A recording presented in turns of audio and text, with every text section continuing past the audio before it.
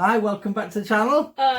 Today we're gonna be reviewing the MetaQuest free headset. So this is the Quest 3. We've already got a Quest 2, and if you've watched my channel, probably not Max's, we own the PSVR2 headset as well, and we've also got an older Oculus Rift S.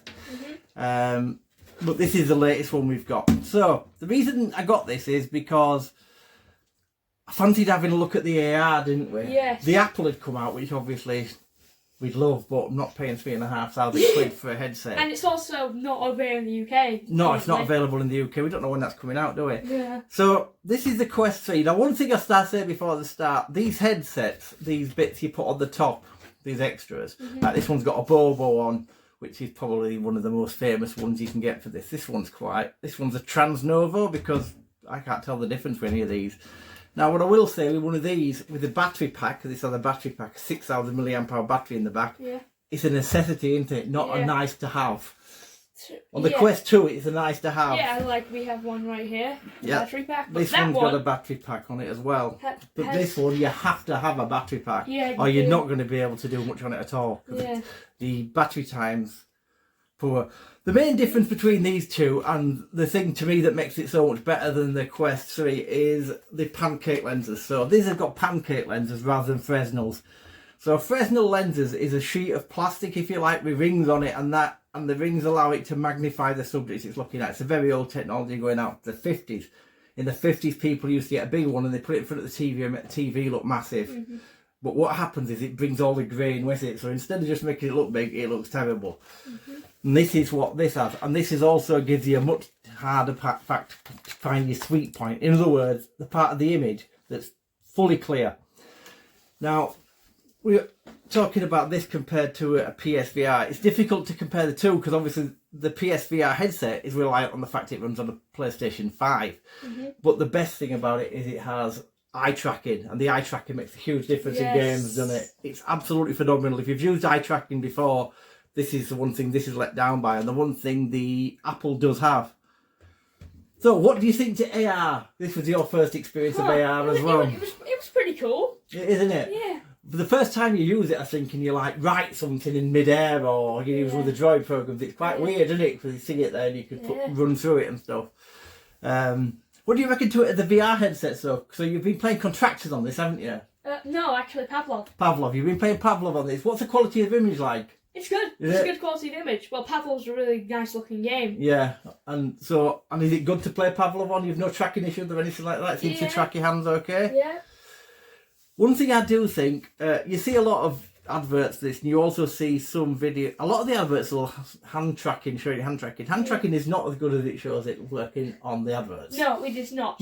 It's not at all. It's a cool novelty, but it does not work nearly as well as the Apple Vision. There you go. As Max has put it there, it doesn't work anywhere near as well. Like trying to when you're doing this with your fingers, it sometimes doesn't track them at all, and then your hands don't look like hands in this. And then, unlike the Apple one, it's not really good at blending the illusion, because if you go too forward on the screen, your hand just disappears. Yes, that's another thing. And Apple doesn't really have that. I mean, it's kind of weird, but you can at least still see and use your hands and stuff.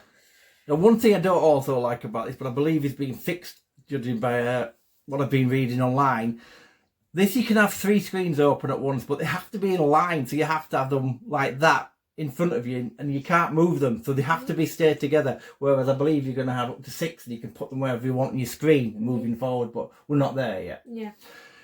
I'll say using this as a PC headset, because I've had this connected up to my PC to run sim racing, and it's the best sim racing headset I've used.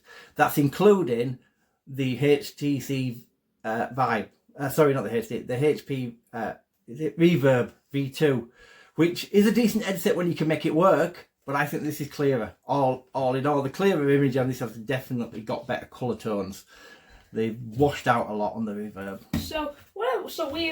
We've owned quite a few headsets. You forgot to mention the Poco, which we owned. We just have a Poco 4. The only reason we got rid of the Poco 4, it seemed to stall on Pico. I don't know. Pico 4. Yeah. It seemed to stall heavily. Poco the phone, isn't it? Seemed to stall heavily on getting anything. The App Store seemed to be stuck.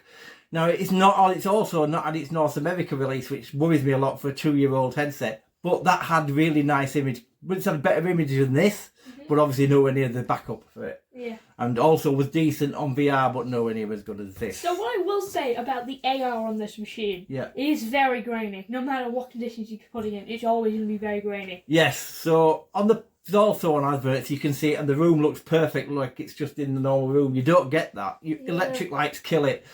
Now, it doesn't help that we have LEDs all over the house, but most people do these days. Not many people have bulbs. I've not tried it outside because I don't intend to try and wreck the lenses, but it might look better out there. But yes, it is grainy, isn't it, Max? Yeah. But you don't even really bother with that because there's so much going on. Yeah. Especially if you play one of the zombie game, I can't remember what it's called, where it's such a zombie game and they come through pretend windows and stuff. So yeah, the first game I played on this was that weird one with all the pom-pom looking things. Which is a cool game. Yeah, it is. It's a nice way to show the setup, isn't it? Yeah. So the main difference between these two, this is a really good headset now because I've seen these second-hand going for 150 quid, which is an absolute steal. And for 150, I'd just buy one. Because for 150 quid, this is a really nice headset. Yeah. If you're just using this to play games on, I wouldn't upgrade from this to this because I don't think it's got that much of a power increase. No, but if you want to play PC VR, then I definitely would because there is quite a noticeable difference. Also, this is running Quest 2 games at the minute because there's not a lot anyway, if there is any. Quest 3 games. So you're running the same games as this, just with, and some have been upscale, but not all have. So you're going to get some where they'll just look exactly the same anyway. So again, it's something to note whether you do take the upgrade. I certainly would recommend this headset, would you? To anybody. Not if you paid over 150 to 200 quid for it. This has got all the goodies on. Remember, when you buy one of these, the chances of you running it with a genuine head strap, a piece of string that comes with it, because that's what it is, you're not gonna. So you're gonna have to invest some more money. But if you can get one second hand with like this thing is, this has got everything on it, and extra battery. It's even got the thing to stop the lenses fogging up. Yeah. Right. This is a really nice piece of kit. This is what Max. Well, we both use both, don't we? This was Max's one. So yeah. So this has got cameras on the front, and that's how it tracks. The controllers are nicer because they don't have the ring anymore. We've done away with the ring. These are just in I think these are Kiwi controller covers. Very nice. What is the ring for, by the way? The ring had the camera sensors built into it, whereas they've managed to get them into this. If you see, this is translucent slightly. I believe they're in there. So it's a smaller. These are smaller, and the reason we have these is because you can just let go of it, which is a bit annoying if you don't want to use your handset. So with these, it's much better, and you can just let go of the thing when it's in your hand. And then you just get back to it. Yeah, it's much better. And these, I think, they're 16, 17 quid from Amazon, but really good, worth the money. And this headset with this strap headset, the headset strap, this Transnovo, I highly recommend. It's extremely comfortable. I think it's more comfortable than the that one and also it's 44 quid, I believe, and that's including the backpack, whereas the Kiwi 69 to 70, and I believe the Bobo's 80. So what do you think? It might send this into add? What do you think about it compared to the because you've played quite a bit on PSVR 2? What's better? I don't know. I think the graphics on the PSVR 2 also has pancakes, but its massive advantage, it has OLED screens. Neither of these do. And the OLED screens give you a much nicer, richer colour. I've played much on that. It looks really, really nice. What game did you play? You finished Horizon? It was the Horizon Call of something. Yeah. The VR. The VR game. Something about a mountain. What I will say is the PC. I'm getting confused. Too many numbers. PSVR 2 headset games are really expensive. You won't find many games for under 40 quid, and it's a lot of money to pay for a game. And also you've got to buy a PS5 and the headset, which is going to cost you over £1,000. The PSVR 2 obviously came out, and then there was obviously a PSVR 1 which sucked really. It sucked. We have one of those. Yes, we have one of those. It's not good actually. The PSVR 1 was a bit of a disaster.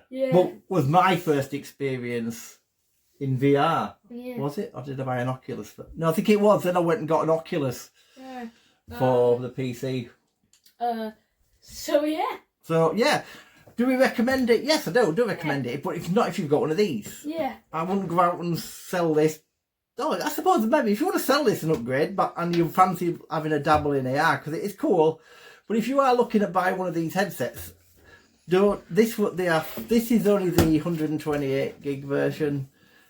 I think it's 490 or 500 quid, but I picked this up for 370, and it was being used twice because that's what you're going to get. People are going to get it and go, oh, is that all it does? If you've never tried virtual reality, one thing I'd highly recommend anybody to do is go try someone's headset first, because you might not like it. It's not for everyone. It isn't. It's not for everyone. It's not. You don't think you're going to turn this on and get the equivalent of PlayStation 5 or PC graphics, because you're not. You're just really not. They're really not as good as that. Even on the PlayStation, on the PSVR 2, you're not going to get the same graphics in the PlayStation 5. Have a little dabble with someone's first, I would. But yeah, so thanks ever so much for watching. This is a different video for Max, isn't it? Yeah, it is. This is why it's on a Monday and not on a Thursday, because it's not Lego. Yeah. So we're probably going to do a few more of these things that aren't necessarily connected to Lego, but they'll be on a different day than his normal Lego shoots. So Lego reviews most of the time are just only be on Thursdays. These will be on random days we fit them in. Yeah. But this one's going live this Monday, so thanks ever so much for watching. See you next time. Bye. Bye.